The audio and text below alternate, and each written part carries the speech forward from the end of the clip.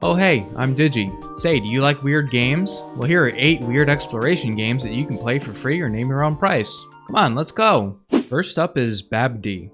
Babdi, please. If I'm not totally mistaken, this game is like some kind of pastiche of a beat-down, rough Eastern European city or something like that.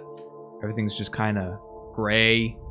We start in this room in a high-rise and, whoa, hey man, is your neck okay? We want to eventually leave Babdi, which I can only assume is the name of the town we live in. There's plenty of people to talk to all over the place. Like Abubi, who tells us we need a train ticket to get out of here. And this lady is just kind of laying here and, alright, well you have a nice one. The game is mostly a sandbox with a main general objective to complete, as well as some side quests and tasks like playing with this dog. Wow! There's a few items you can pick up and use, such as this bat that makes us ricochet off the walls. We need it to open the way to the train platform. There's a pickaxe that I can use to climb skyscrapers. Are you seeing this? The game definitely doesn't mind if you mess with the physics just a little bit. And there's a motorcycle you can use to travel a bit faster. Ooh, a trumpet, watch this. Anyway. It's a fun little game if you like humorous achievements and talking to demented weird characters. I recommend you hit up the Borovnica Destaurant. Tell them Digi sent you. And next is Perfect World. As you can see, this one isn't always so easy on the eyes. And the weird filter they put all over everything kinda injured my bitrate here. Regardless, this game starts off in a weird machinery-centric area where they teach you all the controls. We enter this weird room with red velvet curtains, and we're awarded our very own tiny eco house for free. Amazing. Our neighborhood looks very nice, even though there's a lot of floating mushrooms. In order to make the money we need to buy upgrades, we have to enter such places as the Mushroom World in order to find these extractor devices. Activating them gives us money. I have to say, this area is so dark, you can't tell that the water's dangerous or that you're in it until it's almost too late. We're playing one of those characters that just instantly melts upon touching water for some reason. Once you get a grappling hook, the game becomes a lot easier. And it's actually pretty fun using this thing to quickly scale a tall mountain. There's a jetpack and some other upgrades too. Now, believe it or not, this is one of those games with an environmental message. You see where all this extracting is going? Suddenly, the sky is turning red outside our house. All this in order to upgrade our house to the deluxe house. I'll let you find out what happens when you get in there. Recommended for those who like first-person jumping puzzles. And next we have Neko Yume. That's Japanese for Cat Dream, if you didn't know. This game was made for something called the LSD Jam, which apparently is a game jam where they try to capture the feeling and gameplay of the notoriously fascinating Japanese PS1 game, LSD Dream Emulator. We're gonna see a few more of these as we go through the realm of exploration games.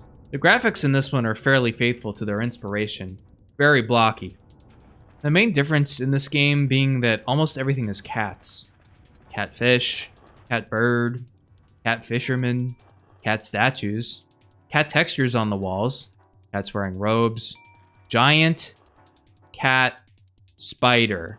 It's honestly really fun to explore. Like the original Dream Emulator, eventually the dream comes to an end and you go from day 1 to day 2, or like day 2 to day 3, etc., etc. I'm willing to bet that what you check out on a given day influences such things as the textures on the walls and stuff like that, but I couldn't really give you any more details. This game is basically exploration only, with no real plot or any kind of story going on here. The controls are a bit awkward with WASD moving you around, and the arrow keys actually make you look, so that can make things a little bit difficult to play. Still though, if you like Dream Emulator and you like cats, check it out. It'll definitely give you like a good 30 minutes of entertainment.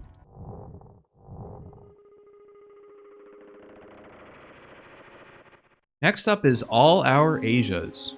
By comparison with the last game, this game is almost entirely story-driven. We play as Yuito, a Japanese-American man living in Chicago, who has come to the hospital to visit his father, who is currently in a coma and about to pass away. The doctors and scientists have devised a way for us to enter his mind and retrieve memories, thoughts, and feelings. Being that our father was very detached and always working, we actually don't know much about him. We decide to enter our father's mind, in an attempt to learn as much as we can. In terms of graphics, the style is fairly simple and stripped down. Our projection into Yuito's father's mind is this weird green floaty thing. In a way, it kind of reminds me of those early PS1 games.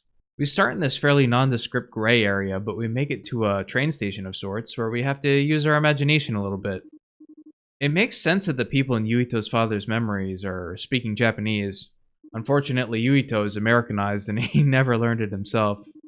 Other areas we visit include this forest area, where these guards just kind of hem and haw for a little bit before just letting us go through. What's the point? There's also this mountain area. These people sure do enjoy spinning. I enjoy spinning too. The controls are pretty basic, and a majority of the game just involves reading and occasionally figuring out which way to go. I played this game for over an hour and didn't feel like I came anywhere close to actually finishing it. If you don't mind the stripped down graphical style, I recommend this one for the interesting concept and setting. Next up is That Night, Steeped in Blood River. Man, I just love it when the game's name is a full sentence. This is another one of those games where everything's covered in a filter that makes it kind of tough to see much, although it varies from room to room in this game. We don't really get any story here. We just kind of come out of this elevator here and we find ourselves in a lobby of some sort, maybe a hospital, and it acts as a bit of a hub world. Sign your name or just draw literally anything on this paper and we can find various rooms, where clicking on the bed takes us to a new area. The goal seems to be to find 2 items in each area, which can take several themes. This one looks like a church. This one kind of resembles a convenience store or something like that. Each area has 2 routes to go in, and at the end of each, we get like a little triangle or something. Either way, you can see this thing on the door frame when we go back to the hub world, and it kind of shows our progress. There's not a ton going on here in terms of gameplay mechanics. A lot of this area is focused on literally just playing with a Simon toy. I got very close to finishing the game, but I couldn't quite figure out what to do in this area with burning goblets. Hey, if you finished the game, why don't you tell me what you saw in the comments? Next up is Iketsuki. This is a relatively short, story-driven game. We wake up on this floating island in the middle of a void. Making our way into this impressive-looking building, we find a knight. The knight seems to be blocked from entering the building by some unknown force. But since we're able to enter the building no problem, he'd like us to help him find something that he can use to get inside. Meanwhile, inside the building, this creature, of which we can only see an arm, asks for fish. Lots of fish. All kinds and all sorts.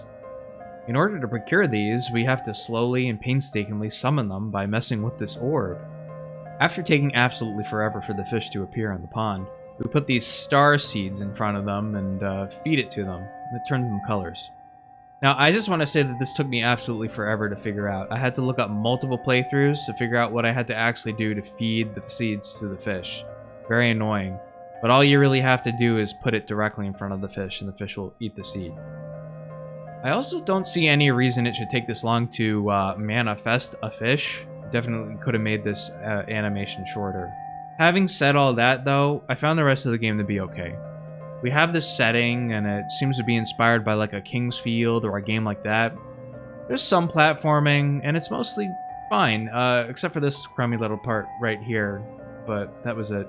And an interesting short story that leaves more questions than answers. I do recommend this one as long as you keep in mind what I showed you about how to feed the fish. It'll save you a lot of trouble. Liminal Dreams. Here's another one that's kind of vaguely story-driven.